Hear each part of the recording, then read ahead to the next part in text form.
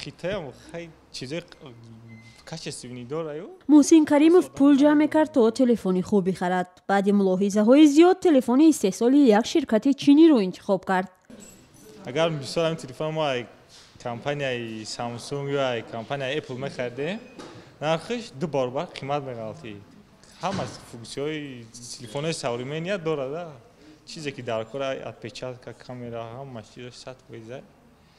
در دوشنبه معمولا بازار تلفن گرم است. برندهای سرخرید و معروف هم در بازار تلفنی دوشنبه چند سال باز سامسونگ و آیفون بود، اما تا چند وقت اخیر برندهای چینی مثل سیائومی و هواوی هم در این بازار وارد رقابت شدند.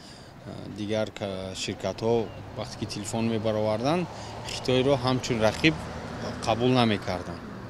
عین حال یکی از رقیبی گویم اساسی شرکت‌های کره‌ای و شرکت‌های آمریکایی این خیتای میباشد که وای تمام نمود تلفن رو با تمام نمود شکل میبرد با نرخی دسترس نرخش 2 برابر 3 برابر ارزان‌تر از گیم فونکسیونال نیستش قریب که هر دویش یخیل. در دوشنبه شرکت هواوی و سیائومی نماینده رسمی دارند. مسئولین این شرکت‌های چینی میگویند سالهای اول محصولات این شرکت برای ساکنان چندان آشنا نبود. حالا به گفته آنها وضع کاملا تغییر یافته است. هم شخصانی می‌بینند که آنها هم صفت رو نگاه میکنن، هم نرخ رو، هم طرز کار و آسانی کار با این اسمارت فون. این زمان هواوی حقیقتا رقابت پذیر هست با مدل سامسونگ و دیگر اندروید ها. 60-70% بازار جهان رو یعنی خود خیتای اشغال میکنن. محصولات های خیتایی اگر که ما طلب کنیم البته آنها بهترین مال، بهترین صفت و بهترین چیز رو به ما پیشنهاد میکنن. چند سال پیش بازارهای دوشنبه پر از تلفن‌های بی‌صفت و خیلی ارزان چین بود. در ذهن مردم هم مال شرکت‌های چینی چون محصولات بی‌صفت شکل گرفته است.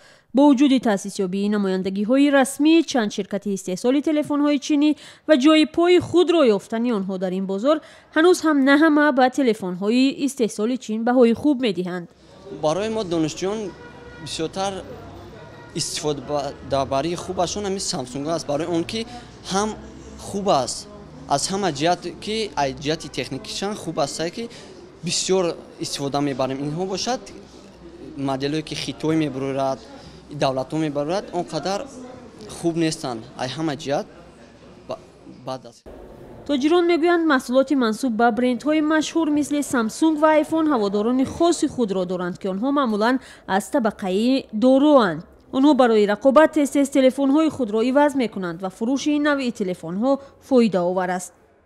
جای شک نیست که سالهای اخیر شرکت‌های چینی هم در بازار جهانی محصولات رقابت پذیر وارد می‌سازند و قریب نرخشان و نظام کاریشان از پیشوایان فرق نمی‌کند. به نظر می‌رسد برای تاجیکی که می‌خواهد یک تلفن مدرن و کارگر داشته باشد، مهم دریافت نمونه ارزان و دراز عمری آن میباشد.